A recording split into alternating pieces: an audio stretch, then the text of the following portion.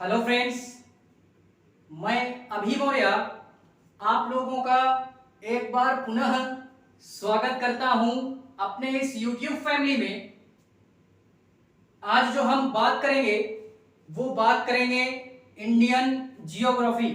ठीक है, Indian geography से रिलेटेड इससे पहले कई सारी क्लासेस यार हम लोग कर चुके हैं या अवेलेबल हैं।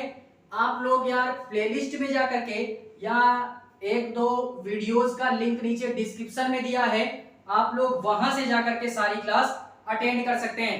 फिलहाल में प्लेलिस्ट में जाएंगे तो सारी क्लासें मिलेंगी और डिस्क्रिप्शन में जाते हैं तो केवल और केवल एक दो तीन वीडियोस का लिंक ही मिल पाएगा। ठीक है, तो जहां से आपको सहजता महसूस होती है आप वहां से जाकर के क्लास को अटेंड कर सकते हैं। ठीक है, फिलहाल में इससे पहले की क्लास अटेंड कर लेना, उसके बाद यहाँ इस क्लास को देखेंगे तो यार हम यानी एकदम चैप्टर वाइज पढ़ेंगे तो ज्यादा बेटर होगा हमारे हिसाब से। इसी कारणवश यार लाइन से पढ़ना ज्यादा बेटर है, इधर उधर पढ़ेंगे तो फिर इधर उधर ही रह जाएंगे। ठीक है, आज जो हम बात करेंगे इंडियन जियोग्राफी में वो हम बात करेंगे कृषि एंड पशुपालन। किसकी बात करेंगे? कृषि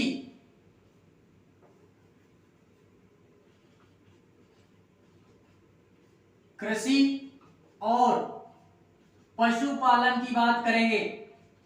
कृषि और पशुपालन की बात हम करेंगे, यानी एनिमल कृषि एग्रीकल्चर एंड एनिमल हसबेंड्री इसकी बात आज हम इस क्लास में करेंगे। ठीक है, यानी कृषि और पशुपालन की चर्चा हम इस क्लास में करेंगे। फिलहाल में कृषि क्या होती है ये आप भी जानते हो, हम भी जानते हैं। पशुपालन क्या होता है आप भी जानते हो, हम भी जानते हैं। लेकिन हमको बुक की लैंग्वेज थोड़ा सा पढ़नी है तो हम यार बुक की लैंग्वेज में भी जाने कि ये कृषि और पशुपालन क्या होता है। सबसे पहली बात यार हम लोग अगर बात करें तो इंडिया में या भारत में सबसे ज्यादा यार कृषि ही बेस्ड है, सबसे ज्यादा कृषि बेस्ड इंडस्ट्रियां ही हैं। ठीक है, अगर हम लोग 2011 की जनगणना के अनुसार बात करें या 2011 के सेंसस के हिसाब से बात करें तो लगभग 55% की जो जनसंख्या थी या इससे ऊपर की जो जनसंख्या थी वो एग्रीकल्चर बेस्ड इंडस्ट्री पर ही निर्भर थी। इस कारणवश यार भारत में या इंडिया में हमारा क्या होता था कि जो एग्रीकल्चर थी वो सबसे ज्यादा इंपॉर्टेंट हमारी मानी जाती थी। इंडिया में कृषि सबसे ज्यादा महत्वपूर्ण योगदान अपना अदा करती है। ठीक है, और इसी के बाद अगर हम लोग बात करें या इंडिया के कृषि को हमको समझना है, इंडिया के एग्रीकल्चर को हमको समझना है तो यार सबसे पहले हम एक बात ये समझेंगे कि भारत में जो हमारी एग्रीकल्चर के बेस पे जो भी हमारे जोन्स बनाए गए हैं, कुल मिलाकर के 15 जोन है हमारे इंडिया में। याद करना बहुत ही इंपॉर्टेंट है। ठीक है, तो 15 हमारे जो है वो एग्रो क्लाइमेटिकल जोन बनाए गए हैं। क्या बनाए गए हैं? एग्रो क्लाइमेटिकल जोन बनाए गए हैं इंडिया में, जिसको हमको क्या करना है, याद रखना है। और यूपी में ऐसे हमारे 9 जोन हैं और पूरे इंडिया में ऐसे हमारे 15 जोन पाए जाते हैं। लेकिन अगर हम भारत में इकोलॉजिकल जोन की बात करें, एग्रो इकोलॉजिकल जोन की बात करें तो हमारा जो इकोलॉजिकल जोन है वो हमारा यार 20 जोन पाए जाते हैं। ऐसे हमारे जोन कितने हैं? पूरे इंडिया में 20 जोन है। ठीक है, क्लाइमेटिकल जोन 15 है और यूपी में ऐसे 9 जोन है जिसकी चर्चा हम यहाँ पे करते हैं। तो सबसे पहले हम लोग ये देखते हैं कि भारत में जो भी हमारे भारत में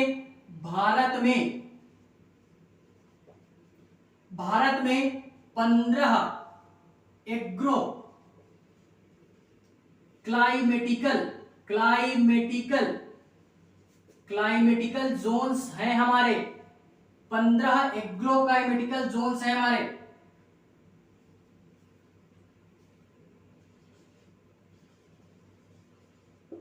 ठीक है, उसके बाद 15 जिसमें से 9 जोन क्या है, यूपी में है, 9 जोन यूपी में है,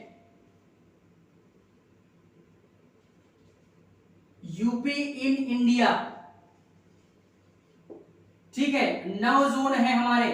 और अगर बात करें तो 20 जोन जो है वो agro agro ecological ecological agro ecological zones zones ecological zones of India. India zones और रीजन भी बोल सकते हैं, जोन्स और रीजन्स ऑफ इंडिया। ठीक है, इसको हम लोग कृषि पारिस्थितिकी क्षेत्र, कृषि पारिस्थितिकी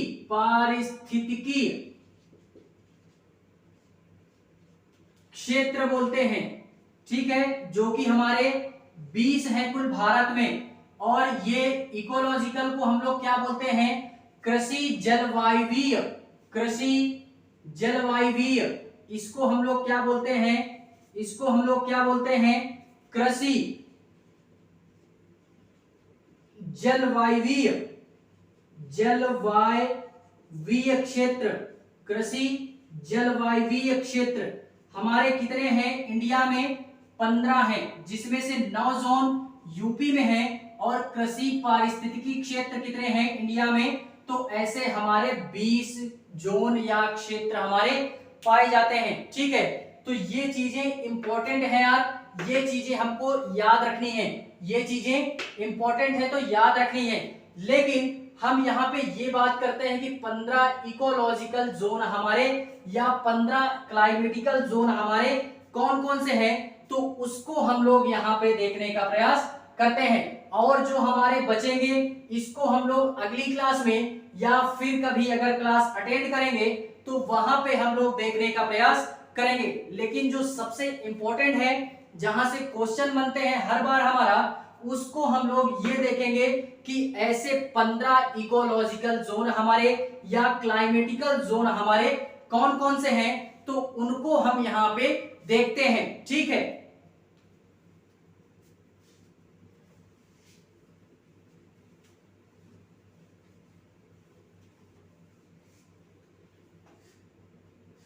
देखते हैं 15 जोन हमारे कौन कौन से थे। तो सबसे पहले eastern Himalayan region, EASTERN, Himalayan region पहला। दूसरा वेस्टर्न हिमालयन रीजन।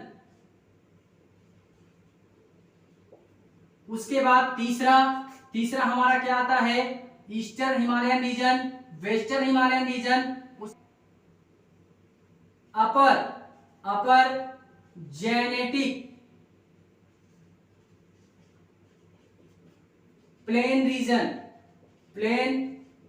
रीजन। उसके बाद मिडिल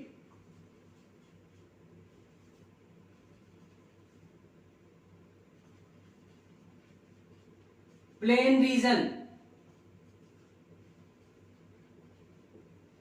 उसके बाद मिडिल के बाद हमारा क्या आता है, अपर हो गया, मिडिल हो गया, एंड उसके बाद ट्रांस जेनेटिक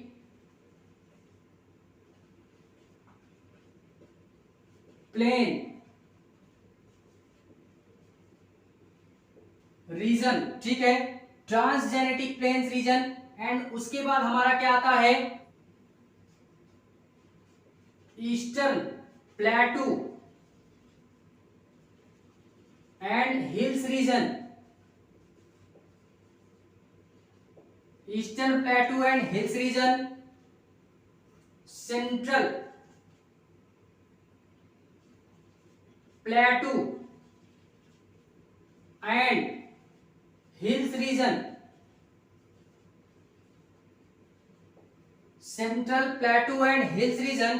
एंड उसके बाद क्या आता है, उसके बाद आता है western, western प्लेटू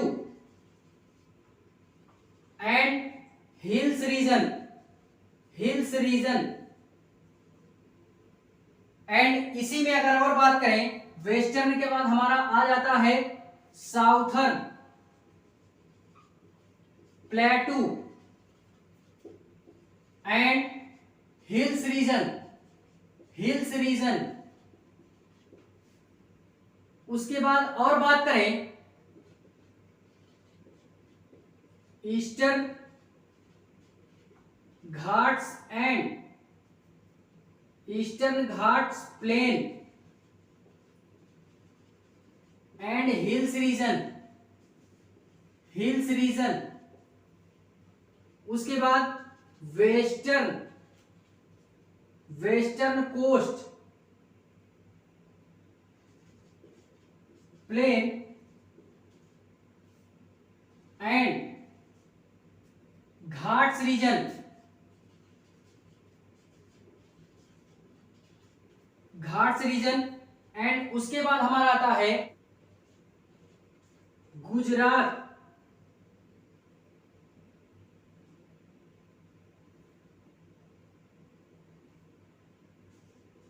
planes and hills region. उसके बाद आता है हमारा western dry region, dry plain region, note करते हैं ड्राई प्लेन रीजन। एंड उसके बाद the island, island plain region. ये इतने यार हमारे क्या हैं, 15 एग्रो क्लाइमेटिकल जोन्स हैं हमारे, जिनको याद करना बहुत ही इंपॉर्टेंट है। अब इसको आप कैसे याद करते हो ये आप पे डिपेंड करता है कि आप इसको रटते हो या समझते हैं, ठीक है। तो ये चीजें हमको यार याद रखनी है कि 15 जो भी हमारे एग्रो क्लाइमेटिकल जोन्स हैं इंडिया में वो कौन कौन से हैं, तो ये सारी चीजें हमको याद रखनी है, ठीक है। ये सारी चीजें याद रखनी है कि कौन कौन से हैं, ठीक है। तो इतनी चीजें हमको समझ में आ गई होगी। अगर और बात करें तो इसमें कृषि के अनुसार अगर हम बात करें एग्रीकल्चर के अनुसार, तो एग्रीकल्चर हमारे यार इंडिया में बेसिकली एग्रीकल्चर ही होती है। ज्यादातर लोग जो हैं कृषि पर ही निर्भर हैं, ठीक है, कृषि पर ही निर्भर हैं ज्यादातर लोग। तो सीजन के अनुसार या मौसम के अनुसार, सीजन के अनुसार भारत में जो फसलें की जाती हैं या जो खेती की जाती है वो मौसम के आधार पे या सीजन के आधार पे की जाती है। अब सीजन के आधार पे हम लोग फसलों को 3 पार्ट में डिवाइड करते हैं या 3 पार्ट में हम डिवाइड करके इसका अध्ययन करते हैं। 3 पार्ट में कैसे कि एक सीजन हो गई हमारी यार खरीफ की फसल उसमें होती है, दूसरी हो गई रबी की फसल उसमें होती है, एंड तीसरी सीजन में हमारे जायद की फसल हमारे इंडिया में की जाती है, ठीक है। तो इसी को देखते हैं कि सीजन के अनुसार ये तीनों फसलें कब कब की जाती हैं और कौन कौन सी फसलें इन सीजनों में या कौन कौन सी फसलें इन सीजन में उगाई जाती हैं, ठीक है। तो देखते हैं, इसको मेटते हैं। पहले आप चाहे स्क्रीनशॉट ले लेना या कहीं पे लिख लेना इसको कि 15 इकोलॉजिकल जोन्स हमारे या रीजन्स हमारे कौन कौन से हैं, ठीक है।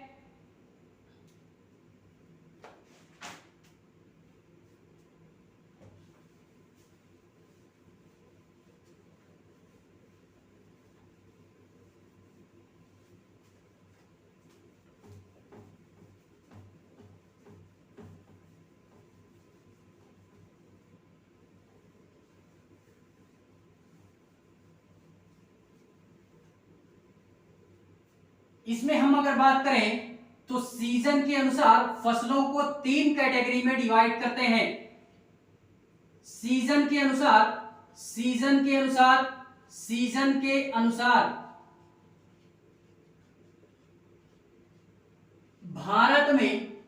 भारत में जो फसलें की जाती हैं, फसलें 3 तरह से होती हैं, 3 तरीके से, 3 प्रकार से। फसलें 3 प्रकार, कौन कौन सी? पहली हो गई खरीफ की फसल, दूसरी हो गई रबी की फसल एंड तीसरी हो गई जायद की फसल हमारी हो गई। ठीक है, किसकी फसल हुई? जायद की फसल हमारी हो गई। ये 3 फसलें हमको पढ़नी है जो कि सीजन के अनुसार इंडिया में इसको डिवाइड किया गया है। तो सबसे पहले जो हम बात करेंगे वो बात करेंगे खरीफ फसल की। किसकी बात करेंगे? खरीफ फसल की हम बात करते हैं।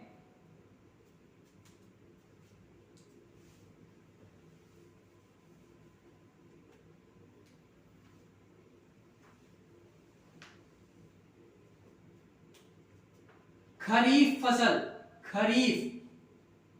खरीफ फसल क्या होती है? ये जो हमारी फसल होती है, ये जो खरीफ फसल होती है, ये इंडिया में कब उगाई जाती है? तो ये इंडिया में जो खरीफ फसल होती है, ये हमारी जून से जुलाई के मध्य में इसकी खेती की जाती है और फाइनली सितंबर से अक्टूबर के मध्य में क्या होती है, यानी अगस्त सितंबर के समय में या अक्टूबर के समय में इसकी कटाई हो जाती है। ठीक है, तो फाइनली खरीफ की जो फसल होती है ये जून से जुलाई के मध्य में, जून से जुलाई के मध्य में उगाई जाती है।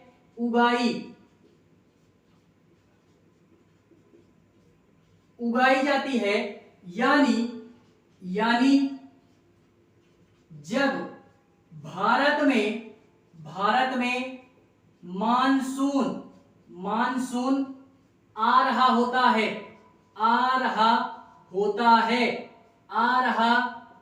है, तभी जून से जुलाई के मध्य में इसकी फसल हमारी क्या की जाती है? उगाई जाती है या बोई जाती है। और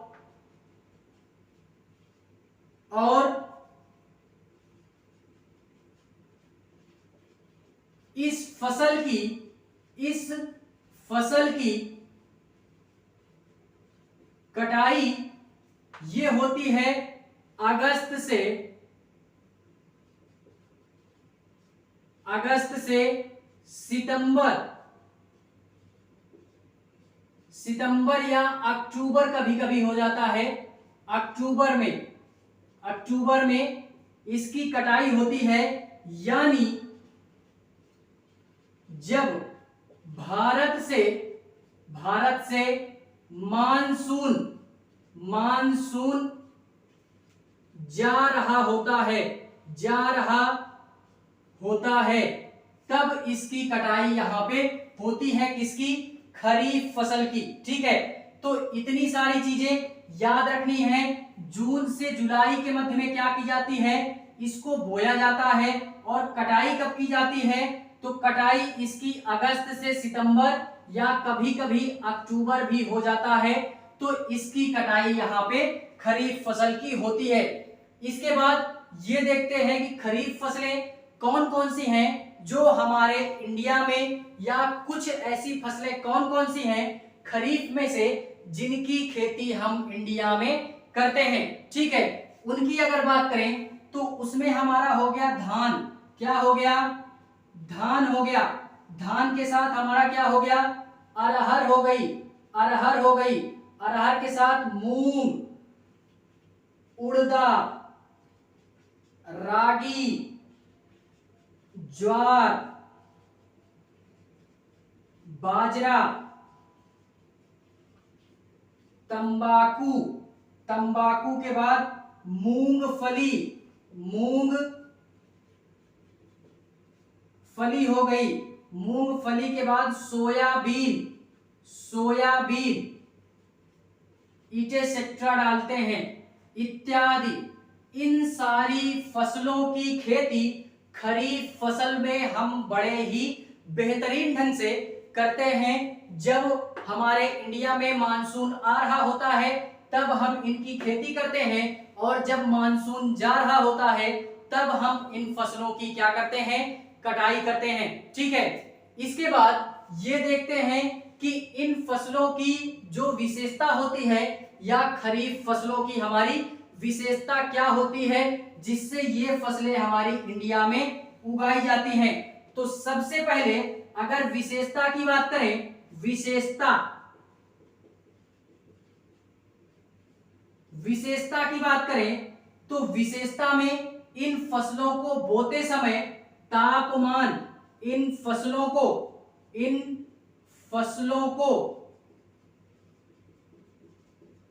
बोते समय तापमान अत्यधिक होना चाहिए, अत्यधिक होना चाहिए। और क्या होना चाहिए, इन फसलों को बोते समय, इन फसलों को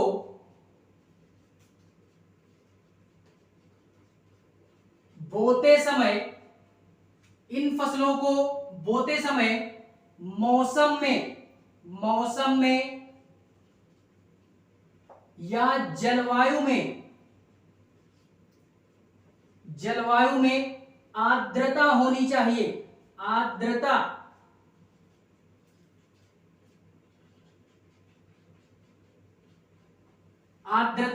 होनी चाहिए या एयर में मॉइस्चर होनी चाहिए, नमी होनी चाहिए। ठीक है, तो ये हुआ। एंड उसके बाद यार उत्तर भारत में या उत्तर पश्चिम भारत में क्या होगा, जब मानसून आता है तो भी इन फसलों की क्या होती है, हमारी यार इन फसलों को लाभ होता है। जब हमारा उत्तर पश्चिम साइड से या पश्चिमी दक्षिण साइड से, दक्षिण पश्चिम साइड से जो भी हमारा मानसून आता है इंडिया में, तो इन फसलों को लाभ हमारे होता है, खरीफ फसलों को। ठीक है, तो इतनी सारी चीजें हमको खरीफ फसलों से याद रखनी है। खरीफ फसलें क्या होती हैं, कब उगाई जाती हैं और कौन कौन सी फसलें होती हैं, इनसे हमें क्या लाभ होता है और इन फसलों को क्या लाभ होता है, ये सारी चीजें हमको पता हो गई होंगी। ठीक है, अब जो हम बात करते हैं वो दूसरी बात करेंगे रबी फसलों की, कि हमारे इंडिया में ऐसी कौन सी फसलें हैं जो रबी फसलों में उगाई जाती हैं, या रबी फसलें कौन कौन सी होती हैं। ठीक है,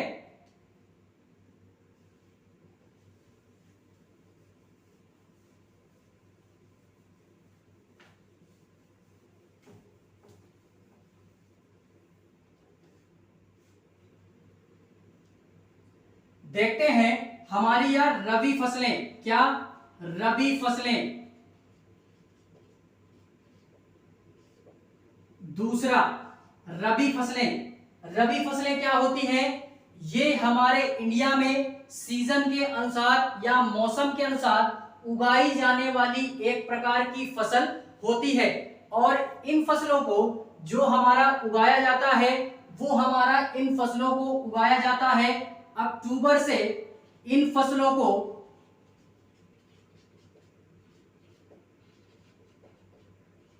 उगाने का या बोने का जो समय होता है,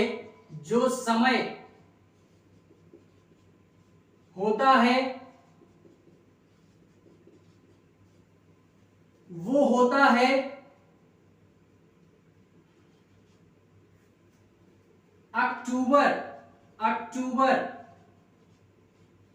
अक्टूबर से नवंबर के मध्य में, अक्टूबर से नवंबर के मध्य में।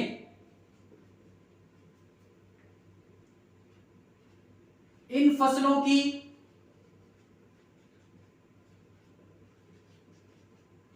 जो कटाई होती है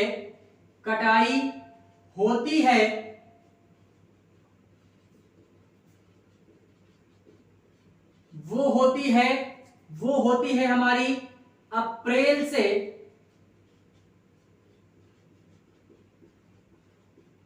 मई के मध्य में, अप्रैल से मई के मध्य में होती है, मई के मध्य में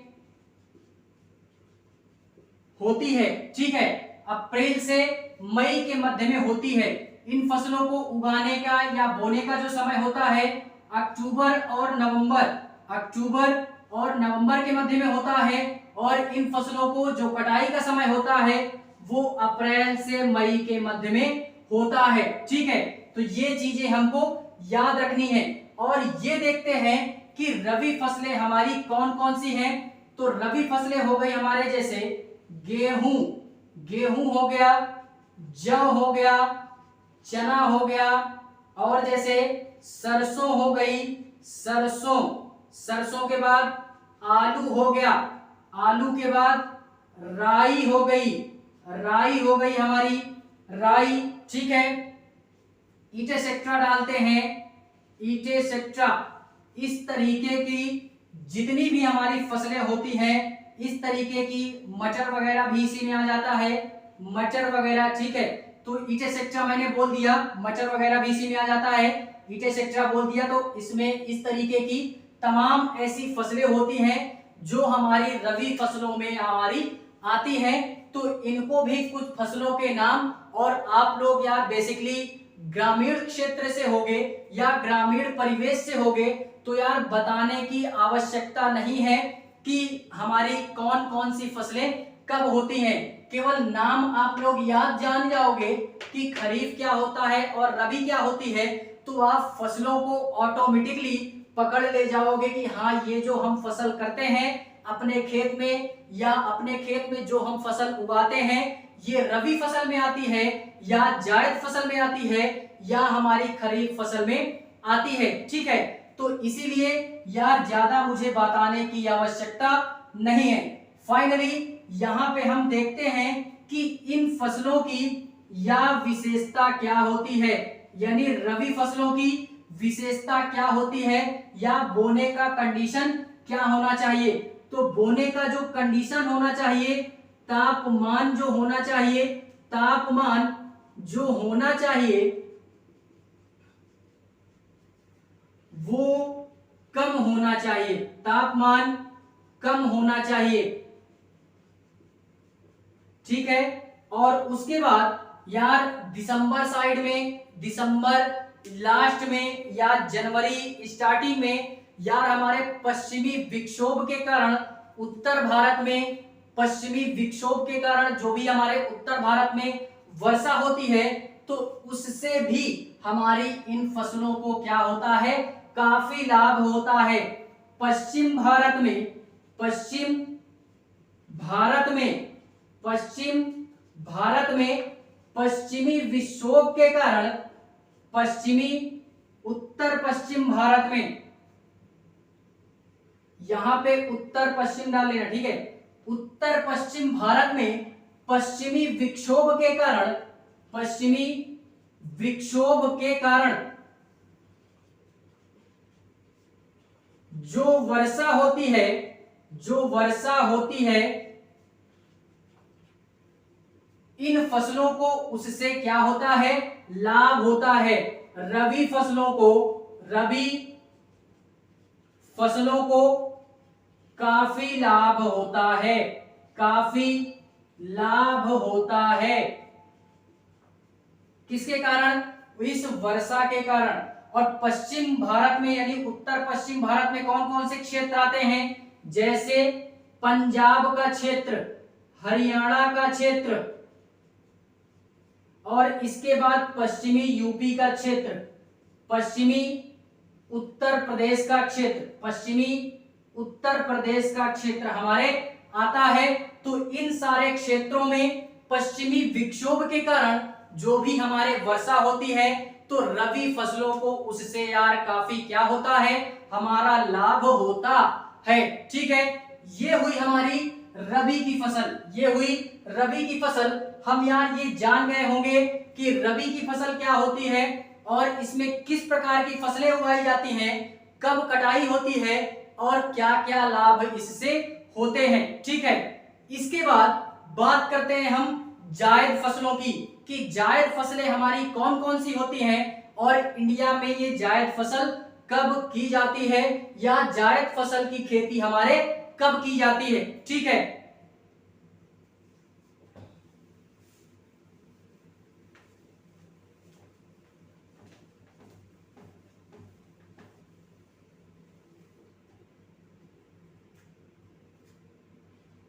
तीसरा हमारा क्या हो गया, जायद की फसल, जायद फसल।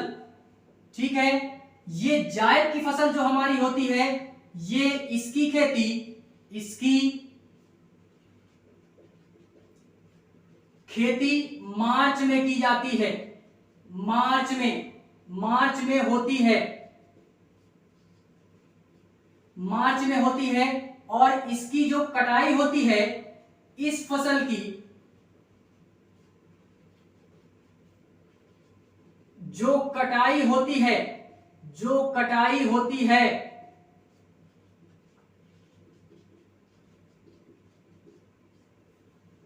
वो होती है जून में। कब होती है, जून में होती है, जून में होती है। इसकी खेती मार्च में हमारी की जाती है या इन फसलों को बोया जाता है और इन फसलों की जो कटाई होती है वो जून में हो जाती है। ठीक है, तो ये हमारी 1-2 महीने की फसल होती है, बेसिकली 1-2 महीने की फसल हमारी होती है। अभी जैसे कि हमारा कौन सा सीजन चल रहा है, ये जायद का सीजन चल रहा है। इसमें यार बेसिकली कौन कौन सी फसलें उगाई जाती हैं, तो इसमें जो हमारी फसलें उगाई जाती हैं, इसमें जो फसलें उगाई जाती हैं वो हो गया हमारा खीरा, खीरा, ककड़ी, ककड़ी, तरबूज, खरबूज, करेला। इस तरीके की जितनी भी हमारे फसलें होती हैं, यानी पानीदार, पानीदार फल या फसलें, जिन फसलों में अत्यधिक यार पानी मिलता है या रसीले टाइप के होते हैं वो फसलें हमारी यहाँ पे की जाती हैं। और इन फसलों की सबसे बड़ी विशेषता है हमारी कि ये फसलें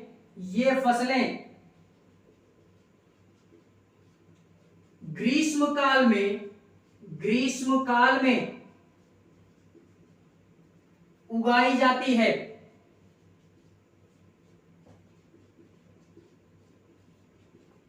उगाई जाती है, यानी गर्मी के सीजन में इन सारे फसलों की खेती हमारे इंडिया के जितने भी किसान हैं वो बड़े ही बेहतरीन ढंग से करते हैं। ठीक है, तो ये हुई हमारी जायद फसल। खेती कब होती है, कटाई कब होती है, कौन कौन सी हमारे फसलें हैं और ये किस प्रकार के फसल होते हैं और इन फसलों की क्या विशेषता होती है। तो यार फाइनली ये चैप्टर यहीं पे समाप्त होता है। अगर आप लोगों को इस क्लास से तनिक भी हेल्प होती है पढ़ने में तो आप यार चैनल को सब्सक्राइब करें, लाइक करें एंड कमेंट करें और अपने दोस्तों तक ज्यादा से ज्यादा शेयर करें इस क्लास को। ठीक है, बाकी कुछ भी अगर रह जाता है तो आप लोग कमेंट करोगे, वहां से मैं सारी चीजें क्या कर दूंगा, आप लोगों की क्लियर कर देंगे हम। ठीक है, तो आई होप यार आप लोग अपने तैयारी को एक नए जोश के साथ और उमंग के साथ इसी तरह हम लोग आगे बढ़ते चलेंगे और अपनी पूरी की पूरी इंडियन जियोग्राफी को हम कंप्लीट करने का प्रयास करेंगे। ठीक है, आप लोगों को यहाँ इस चैनल पे सारे सब्जेक्ट की, जीएस के जितने भी सब्जेक्ट्स हैं हमारे, उनकी सारी क्लासें मैं धीरे धीरे अवेलेबल कराता जा रहा हूं।